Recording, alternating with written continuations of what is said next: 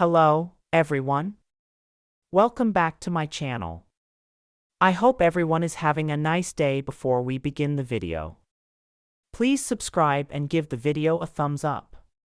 After watching the 90-Day Fiancé, The Last Resort Tell-All, I'm firmly Team Jasmine. She took accountability amid crumbling marriage and shocking pregnancy. I had low expectations for Jasmine Pineda going into the 90-Day, The Last Resort Tell-All, but after the epic 5-part reunion, I found myself taking her side amid her messy split from Gino Palazzolo.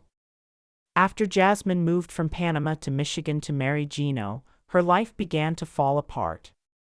She'd left her 2 sons behind in Panama, and on top of her heartbreak, Gino refused to be intimate with her. While Jasmine longed for a physical connection, Gino insisted he couldn't get over the way Jasmine treated him, leaving them trapped in a hopeless spiral. Suspicions arose early in 90-Day, The Last Resort Season 2 when Jasmine started mentioning her friend, Matt Branasterianu. She ultimately asked Gino for an open marriage, and it was unsurprising when she suggested Matt as her partner. The whole scheme felt orchestrated as a way for Jasmine to be with Matt, which was seemingly confirmed when, as the season was still airing, Jasmine announced she was pregnant with Matt's baby. Going into the tell-all, I wondered how Jasmine could defend herself. However, her explanation made complete sense, and it left me rooting for her.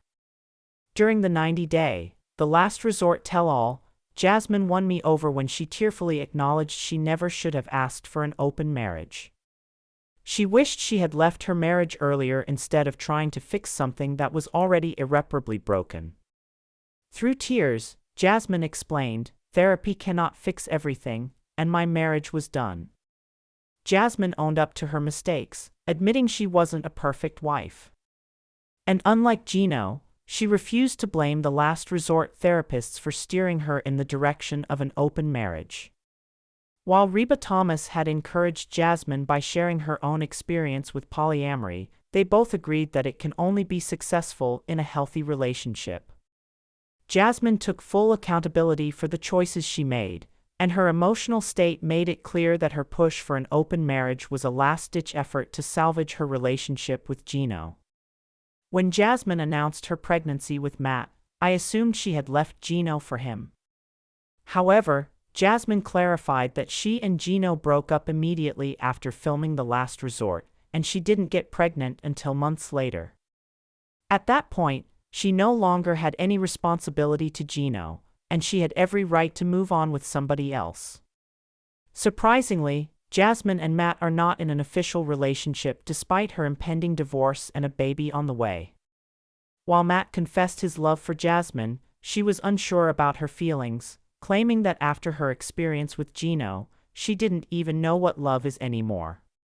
She seemed afraid to enter another serious relationship, even with the father of her child. My heart broke for Jasmine, who was devastated by the way her attempt to save her marriage had failed so disastrously. The most convincing part of Jasmine's tell-all appearance was the respect she maintained for Gino. While Gino hurled insults at both Jasmine and Matt, she said she could never hate somebody she'd once loved so much. I appreciated that she wasn't trying to rewrite history and erase what they'd once had. Jasmine even said in tears that she wished Gino were the father of her baby. This proved to me she never intended for her open marriage to end the way it did. Jasmine and Gino's marriage may have been over long before 90-Day, The Last Resort, but it was clear to me that she wanted more than anything to fix things, and the open marriage suggestion was her last desperate attempt.